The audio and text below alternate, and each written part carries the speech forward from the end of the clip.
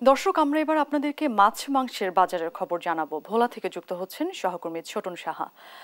ছোটন, বেশ কিছুদিন ধরেই কিন্তু মাছ মাংসের বাজারে এক ধরনের অস্থিরতা বিরাজ করছে। আজকে কি অবস্থা দেখছেন আপনি সেখানে? অরিন যেমনটি বলছিলেন ঠিক তেমনই অবস্থা, অর্থাৎ মাছ এবং মাংসের বাজারে কিন্তু অস্থিরতাই। কারণ আমরা আজকে দেখেছি যে দেশি মুরগি রয়েছে, সেটি 600 টাকা কেজি দরে বিক্রি হচ্ছে, যেটি ঈদের আগে ছিল 350 টাকা। এবং একই সাথে বেড়েছে সোনালী মুরগির দাম। সোনালী মুরগি 300 টাকা বিক্রি হচ্ছে এবং ব্রয়লার মুরগি যেটি রয়েছে সেটি 160 টাকা দরে বিক্রি হচ্ছে। তবে মাছের বাজার বলা যায় আকাশচুম্বী, কারণ হচ্ছে ইলিশের যে দাম সেটি কেজি প্রতি বিক্রি হচ্ছে 2500 থেকে 3000 টাকা দরে। এবং যে অন্যান্য যে মাছ রয়েছে পুকুর এবং ঘেরের মাছ, বিশেষ করে রুই কাতাল মাছের দাম কিন্তু 500 টাকার উপরে। এবং একই সাথে চিংড়ি মাছের দামও কিন্তু বেড়েছে, সেটি প্রকার ভেদে বিক্রি হচ্ছে 1000 থেকে 1100 টাকা দরে। তবে গরুর মাংসের দাম কিছুটা স্থিতিশীল রয়েছে।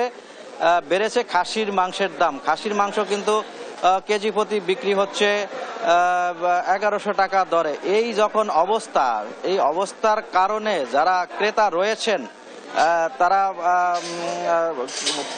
মাছ মাংস কিনতে এসে অনেকটা হতাশ প্রকাশ করছেন। তারা বলছিলেন যে এই দরদাম কিন্তু একই স্থানে থাকছে না, প্রতিদিনই কোনো না কোনো মাছের দাম বেড়ে চলছে। আমি যদি অরিন এই মুহূর্তে মাছের বাজারের একটু চিত্র দেখাতে চাই, তাহলে দেখতে পাচ্ছেন যে আসলে এখনো মাছের বাজার জমে ওঠেনি। অল্প কিছুক্ষণ পরে ক্রেতা এবং বিক্রেতাদের ভিড়ে কিন্তু এই মাছের বাজার সরগরম হয়ে উঠবে। এবং সাগরে যেহেতু এখন 65 দিনের ইলিশ ধরা নিষেধাজ্ঞা রয়েছে, সে কারণে বাজারে ইলিশের সরবরাহ কম রয়েছে। একই সাথে নদীগুলোতেও কিন্তু আমরা জেনেছি যে আসলে এখন ইলিশের যে ভরা মৌসুম চলে, সেই ভরা মৌসুমে কিন্তু পর্যাপ্ত ইলিশ কিন্তু জেলেরা মাছ পাচ্ছেন না, যে কারণে বাজারে সরবরাহ কম। আর এই সরবরাহ কম থাকার কারণে ইলিশের দাম আকাশচুম্বী। এবং যারা ক্রেতা রয়েছেন তারা দাবি তুলেছেন জেলা প্রশাসনের মনিটরিং এর, কারণ জেলা প্রশাসন যদি নিয়মিত মনিটরিং করে সেক্ষেত্রে কিছুটা হলো নাগালের মধ্যে থাকবে মাছ মাংসের দাম। তো